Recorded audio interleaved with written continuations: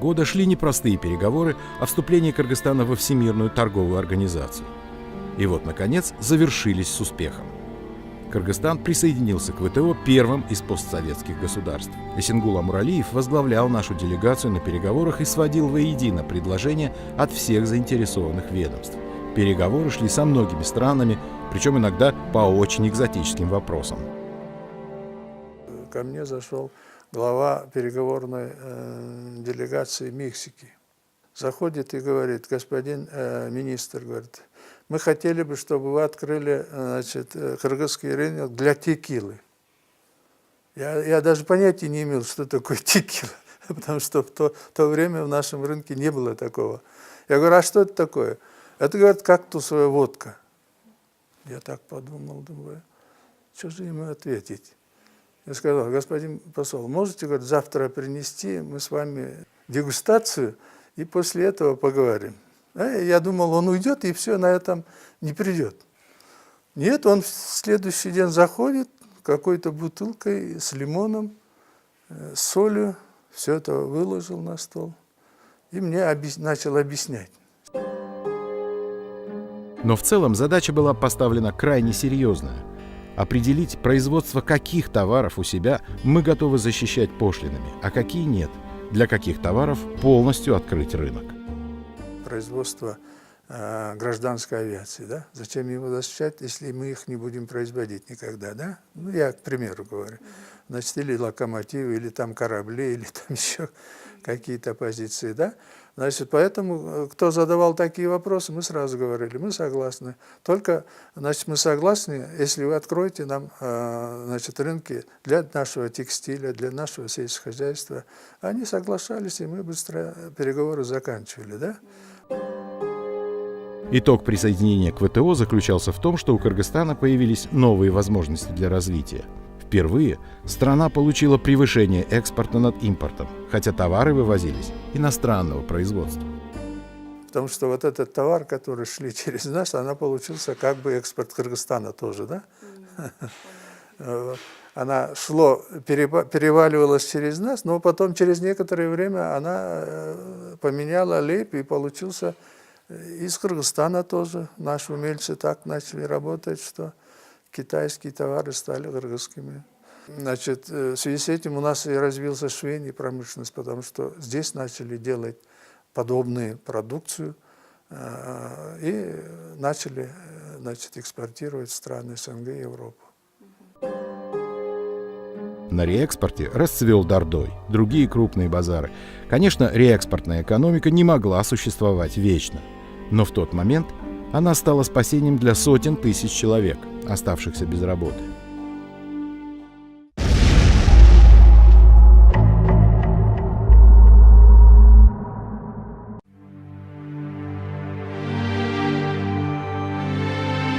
Сузакское наводнение, свыше 1000 домов разрушено. Река Кокард в очередной раз вышла из берегов. Русло реки необходимо было углублять и чистить, ставить защитные сооружения от паводка. К сожалению, эта работа велась крайне слабо, в том числе из-за недостатка финансирования. И поэтому уже в следующем, 1999 году, в Сузакском районе повторилось практически то же самое.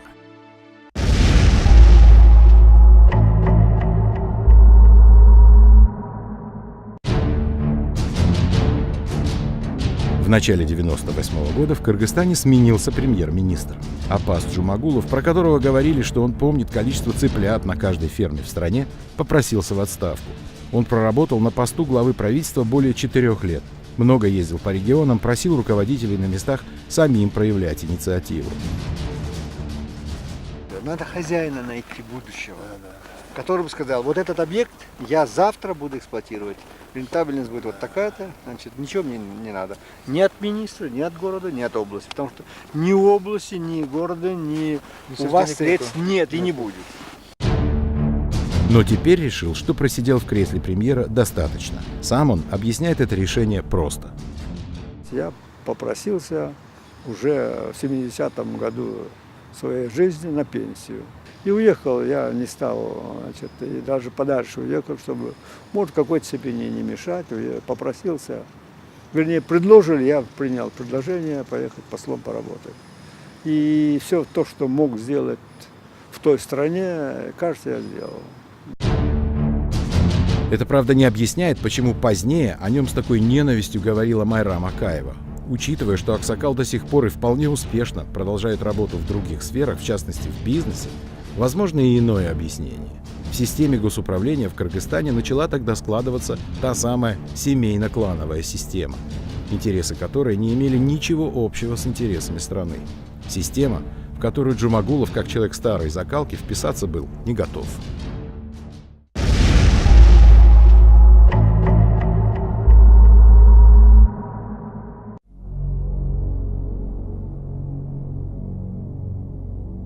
В столицу Кыргызстана приезжает Борис Березовский. Один из теневых кукловодов Кремля, ставший в первую очередь благодаря своим связям миллиардерам и олигархам. Однако же в этот раз у него есть полномочия и официальный статус – исполнительный секретарь СНГ. Борис Абрамович, дорогой, я вас сердечно приветствую.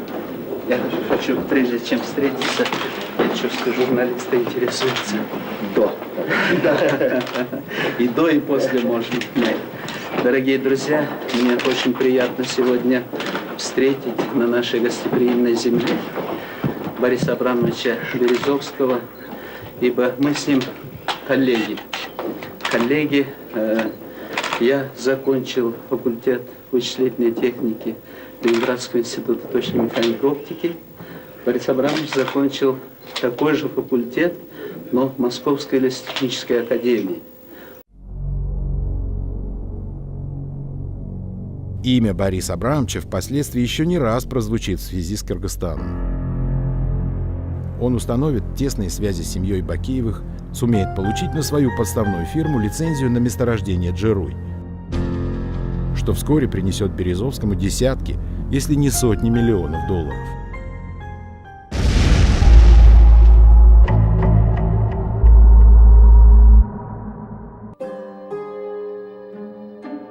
Феликс Кулов, бывший вице-президент, продолжает все больше беспокоить Аскара Акаева. Теперь он, видимо, полагает, что во главе органов безопасности Феликс Шершенбаевич получил слишком большие полномочия. И тогда президент решается на хитрую рокировку. Тогда был первым замом у меня месье Раширкулов. Это близкий друг президента. Я ему так ненавязчиво говорю: вот вы уже год у меня работаете, вы уже подготовлены, я понимаю, что вас поставили для того, чтобы меня сменить. Вы, наверное, уже готовы. Берите мою должность, а я бы ушел на хозяйственную работу куда-нибудь. Потому что, говорю, мне надоело сажать людей. Я говорю, сажать хочу кукурузу. Пошутил так.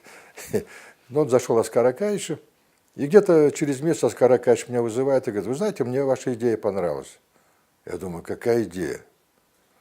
И так вот на него смотрю вопросительно. Он говорит: ну вот вы же хотели уйти из Министерства безопасности. Я говорю: да, Аскар Акаевич. Я с удовольствием оттуда ушел. Говорит: вот пойдете мэром города, не против? Это становится крайне неприятным сюрпризом для Бориса Силаева, который в кресле мэра чувствовал себя вполне комфортно. У Аскара Акаевича был серьезный соперник, это Феликс Кулов.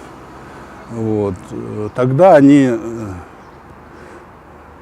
достигли договоренности. Кулов сказал, что если он станет мэром города Бишкек, то он не будет баллотироваться в 2000 году в президент.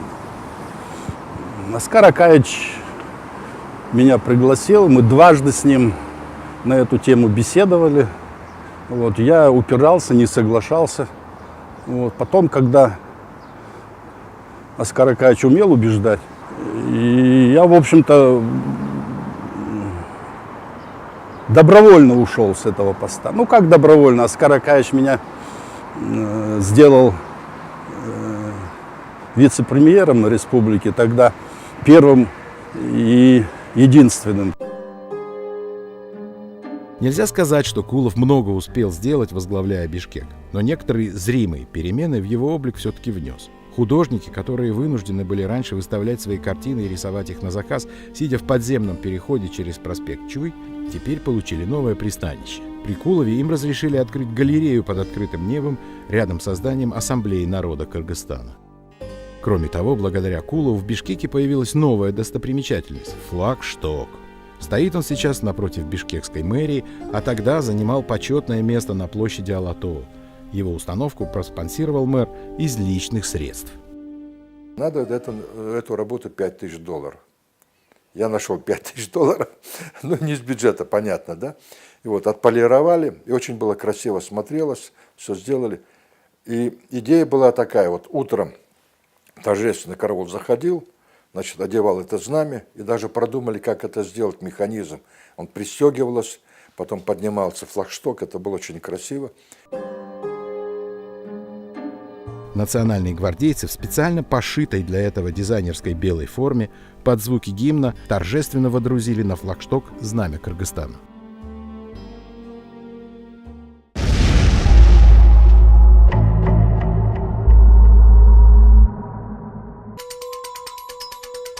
Кумтор продолжал давать золото, инвесторы возмещали свои затраты на строительство. А беда пришла, откуда не ждали. 20 мая 1998 года водитель грузовика, который приближался к Кумтору, не справился с управлением. И контейнер с цианистым натрием упал здесь в воду. Цианиды, которые применяются для получения золота из руды, представляют большую опасность для здоровья населения и для экологии. Правда, цианид натрия быстро разлагается в воде. Справедливости ради стоит отметить, что некоторые поспешные действия чиновников только усугубили последствия катастрофы. Министерство здравоохранения, значит, прочитало где-то, что надо гасить хлорной известью, завезли туда массу этой хлорной извести, которая в этом случае она вреднее цианидов. Вот, и стали ее разбрасывать там по каналам везде, и даже возникла мысль, что отравления были, но не цианидами, а хлором. Очень важен был не только сам факт аварии, но и то, как повели себя золотодобывающая компания и правительство страны.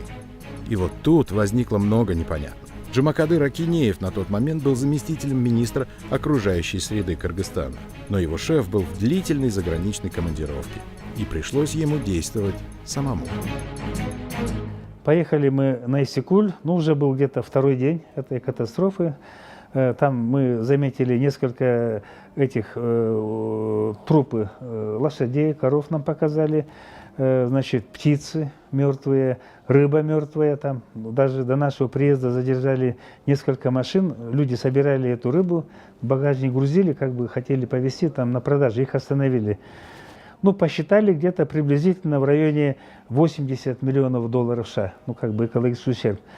Почему-то я так подумал, думаю, плюс-минус цифру добавили, в общем, подали Кумтору на $112 миллионов, что они нанесли экологический ущерб. И тогдашний президент Кумтора Глатес согласился, что мы согласны выплатить вот эту сумму. Когда мы получили от него вот такое письмо, я про себя подумал, почему мы так мало написали. Через буквально где-то 2-3 дня меня тогдашний руководитель аппарата президента Султанов Омур пригласил и говорит, что надо письмо отозвать, потому что это наши стратегические партнеры, что если мы сейчас их начнем там ущербом и так далее пугать, они возьмут, развернутся, уедут. Такая активность пришлась совершенно не по нраву Акаеву и его приближенным. Они, видимо, рассчитывали договориться с иностранной компанией на совершенно иных условиях. Поэтому пришлось спешно гасить активность парламентской комиссии по расследованию инцидента. Не прошло и недели, я понял, что люди все меньше и меньше оставались вокруг меня. Все они тихо, незаметно ушли по своим углам. Я не смог потом собрать. И потом я только понял, что это самым главным адвокатом этой компании был Акаев, президент наш. И, конечно же, они применяли различные методы, подкупали некоторых, некоторым обещали что-то, некоторых, наверное, вознаграждали, я не исключаю это. В общем, короче говоря, я остался в одиночестве. Несмотря на это, я продолжал биться, работать. Потом была попытка очень большую взятку дать мне. Есть свидетели, которые со мной работали тогда, помощником-консультантами. Я им запретил покидать мой кабинет, когда кумторцы придут. И они открытым текстом чуть ли мне на мой стол положили вот такой кейс. Я не знаю, сколько там лежало внутри. как в кино про мафиозников, про наркобаронов, да, вот точно такая же история. 2 представителей. И я сказал, только на 5 минут я их приму. И когда мне вот они открытым текстом сказали, что вы никогда не пожалеете, мы нашли общий язык со всеми в Кыргызстане, кроме вас. Возьмите, пожалуйста, у вас дети взрослые, а вы очень скромно живете. Они все знают про меня. Я тогда их выгнал с кабинета. Акинееву же его инициативу не простили. В конце 1998 года он возвращался из служебной поездки в Грузию, а в аэропорту Манас его уже ждал конвой. На трапе самолета меня просто взяли, арестовали. Для меня, я уже где-то сразу понял, я потихонечку, у меня была связка ключей от сейфа, я выбросил в сугроб. Сразу пришел один там через 3 часа, говорит, будучи министром сельского хозяйства, вы там какие-то совершали действия противоправные и так далее. Я говорю, да нет, ничего не совершал. Мне там подарили кинжал и шашку и бурку там как бы председателю общества. И первая статья мне была за незаконное хранение холодного оружия. Позднее Джумакадыру Акинееву удалось полностью оправдаться через суд от всех обвинений. Однако стоило это ему немалых усилий и месяцев, проведенных под стражей.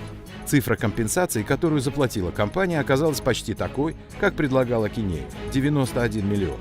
Но только не в долларах, а в сомах. То есть в 10 раз меньше.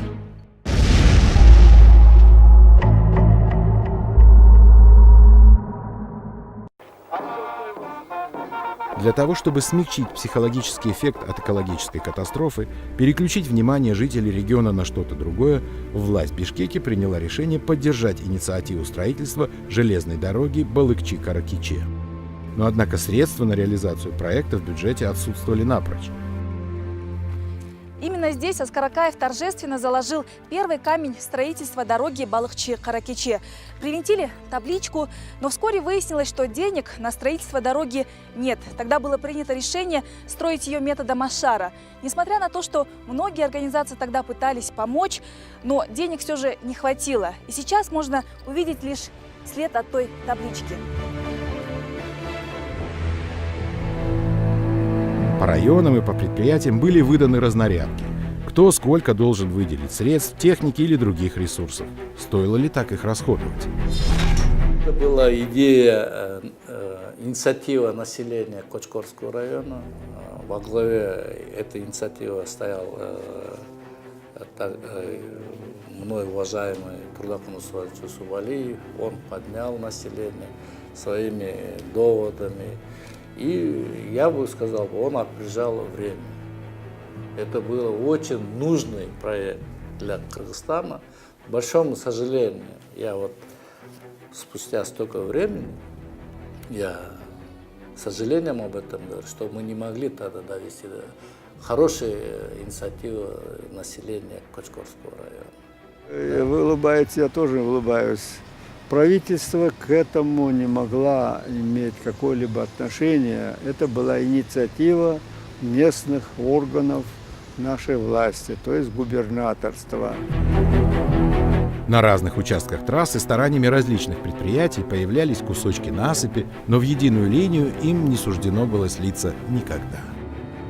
Бессмысленная трата ресурсов и денег в Иссык-Кульской области на этом, к сожалению, не закончилась. Губернатор Тайчубек Касымов, получивший в народе прозвище «Желчубек», господин дорог, выступил с еще более авантюрной идеей – построить тем же ашарным способом автодорогу от Чолпанаты до Алматы, прямо через горы.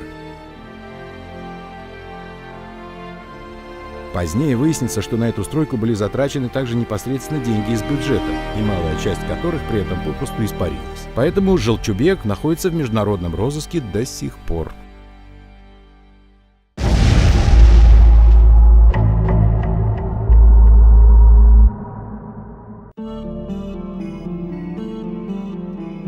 Аскар Акаев делает новый шаг на пути к созданию авторитарного режима.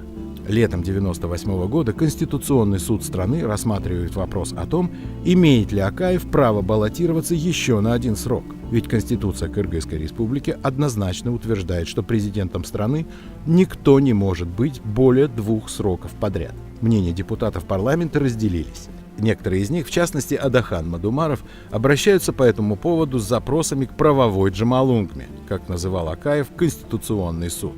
И Джамалунгма не подвела. Госпожа Чолпон-Баекова, возглавлявшая на тот момент Конституционный суд, попросила нас вопросами ее не беспокоить и от интервью отказалась. Но ведь и без того известно решение данного органа. Вопреки здравому смыслу, Акаеву открыли дорогу к новому президентскому сроку. Окрыленный успехом, Акаев вновь инициирует референдум по перекройке Конституции. И на этот раз снова урезаются полномочия парламента.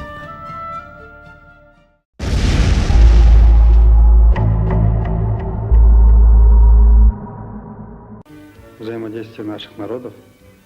Я думаю, что все казахстанцы, все казахи меня поддержат, что мы с Кыргызстаном должны навеки вечные иметь очень крепкие узы дружбы, братства, взаимной помощи в любых ситуациях жизни. Мы имеем родственные связи просто, нормальные родственные связи. Вы же, наверное, знаете, что мать Аскара Акаевича не только казашка, но приходится мне дальним родственницей в свое время. Точно так же среди моих родственников очень много людей, женившихся на кыргызских девушках, и есть родственницы, которые вышли замуж за кыргызов. У президента Акаева подрастали детки.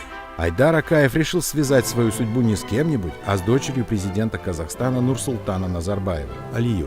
Молодые отпраздновали свадьбу в Бишкеке, а потом на Иссык-Куле. И Акаев, и Назарбаев надеялись, что эта свадьба укрепит дружеские связи между двумя государствами. Однако отношения у молодых не сложились. И развод этот на отношениях двух лидеров государств, конечно же, позитивно сказаться не мог.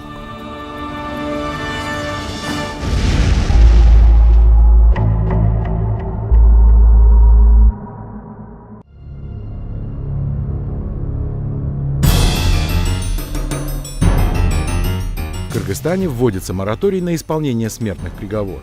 Такова тенденция в целом ряде государств, считающихся наиболее демократичными. Кыргызстан хочет быть в авангарде этого процесса. Мораторий впоследствии будут регулярно продлевать, пока, наконец, не отменят этот вид наказания на уровне Конституции. Это решение вызывало жаркие споры. Одно несомненно: после исполнения смертного приговора судебная ошибка уже не может быть исправлена. И в условиях Кыргызстана, видевшего за 2 десятилетия немало ангажированных и необъективных судебных процессов, этот фактор следует учитывать особенно.